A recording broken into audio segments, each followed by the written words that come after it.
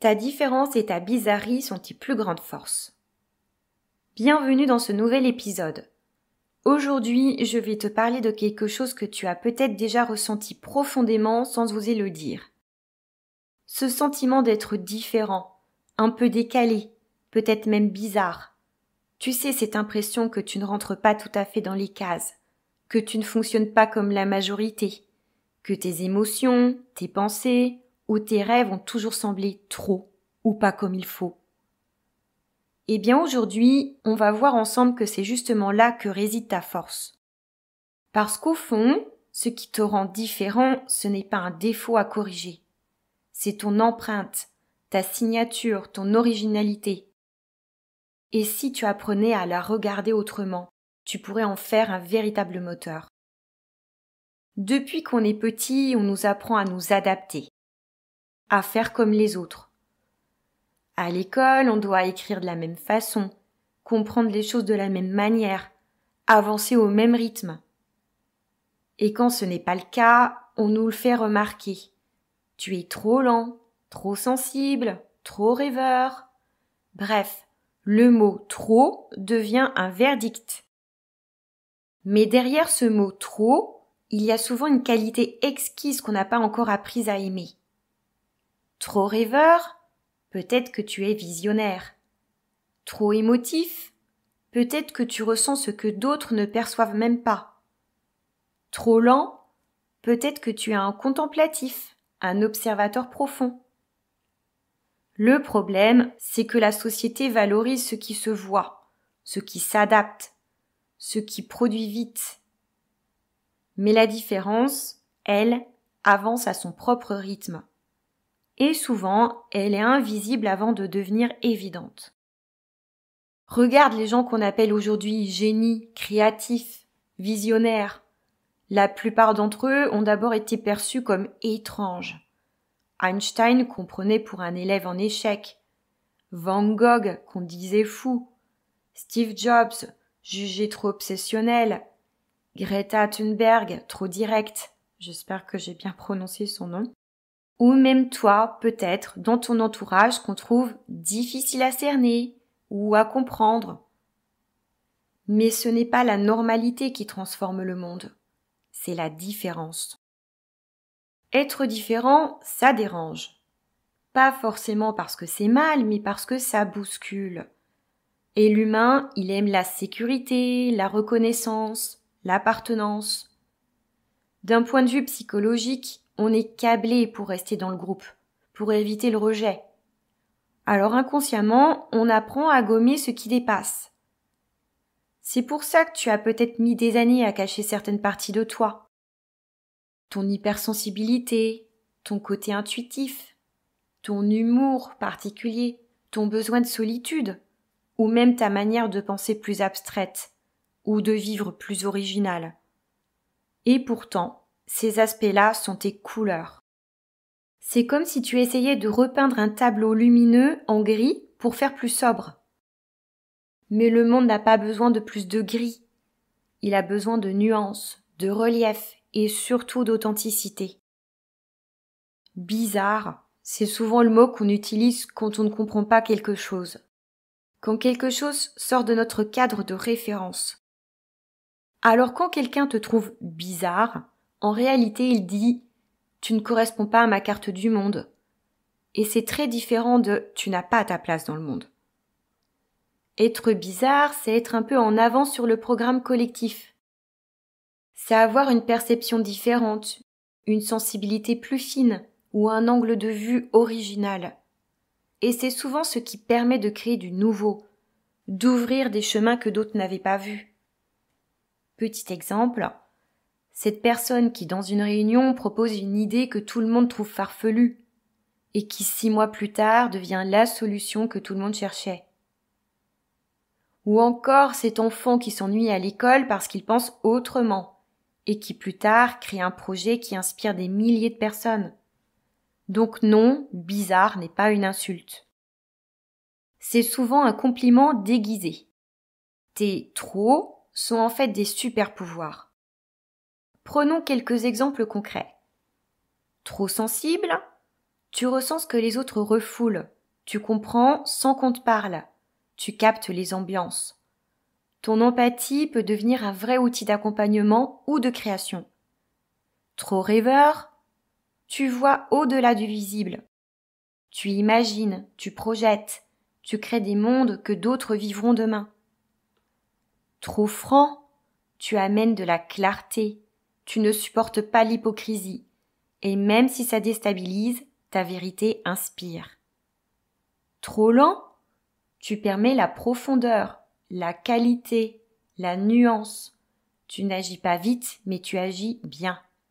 Ce que les autres appellent trop est souvent ce qui en réalité te rend complet. En psychologie, on parle parfois de pensée divergente ou de neurodiversité. Ce sont des mots techniques pour dire on ne pense pas tous pareil. Et heureusement, sinon on s'ennuierait vraiment. Certains cerveaux fonctionnent en arborescence.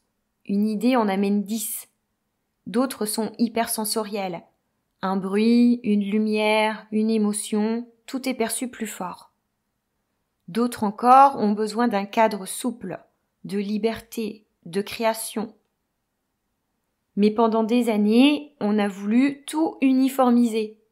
Résultat, beaucoup de personnes se sentent en décalage, pas à leur place ou perdent confiance.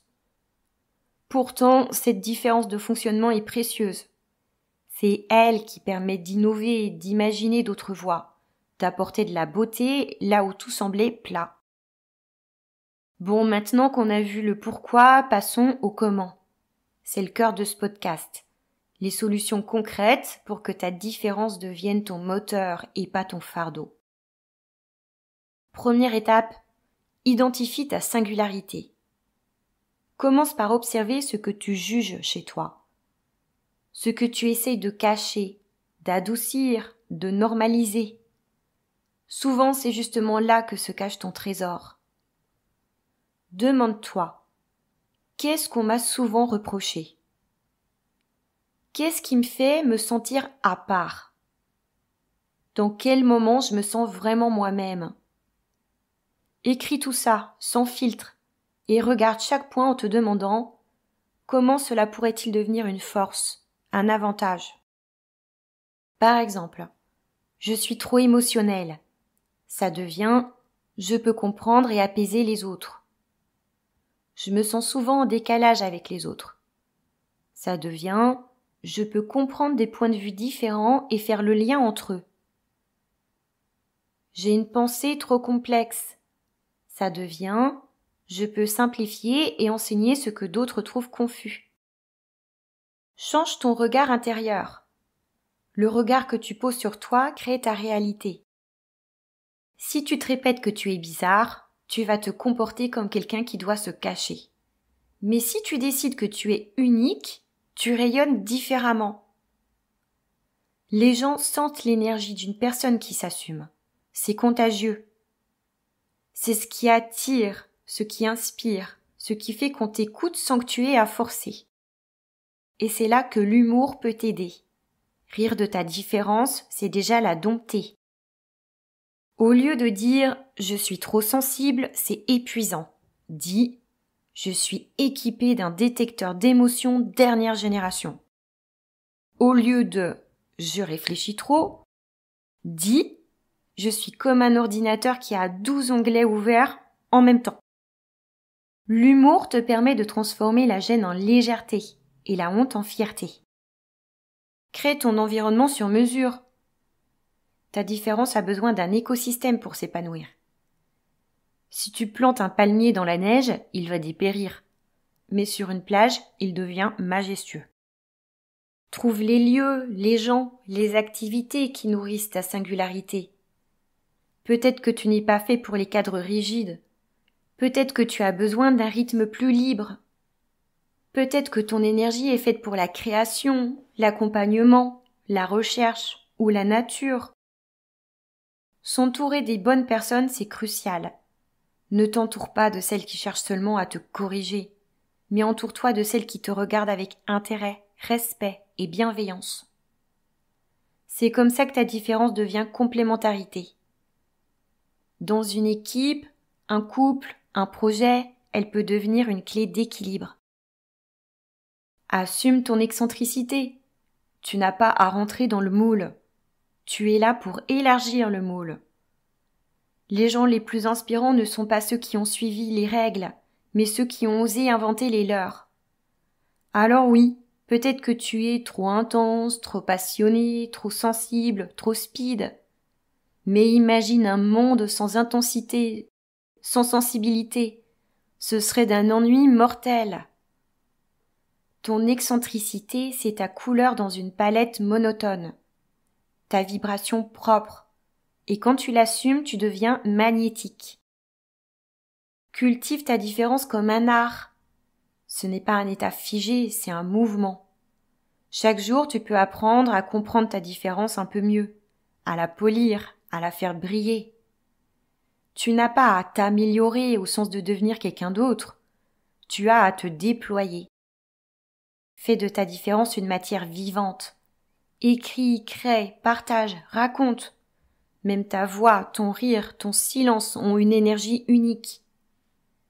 Et plus tu l'acceptes, plus tu inspires d'autres à faire pareil. C'est comme une contagion positive.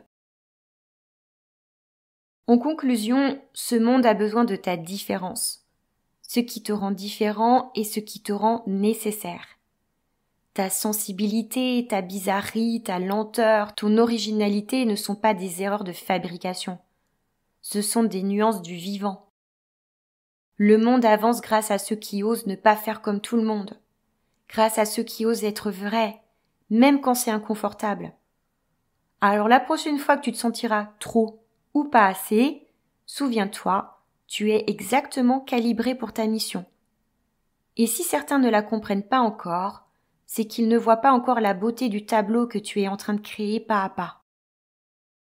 Si ce message t'a parlé, partage-le à quelqu'un qui se sent parfois bizarre.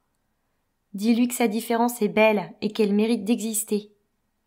Et toi, surtout, continue d'être intensément, follement, librement toi. Merci d'avoir partagé ce moment de paix et de connaissance. Si ce podcast t'a parlé, un petit like me ferait super plaisir. N'hésite pas à t'abonner pour ne rien rater des prochains épisodes. À très bientôt pour une nouvelle exploration intérieure.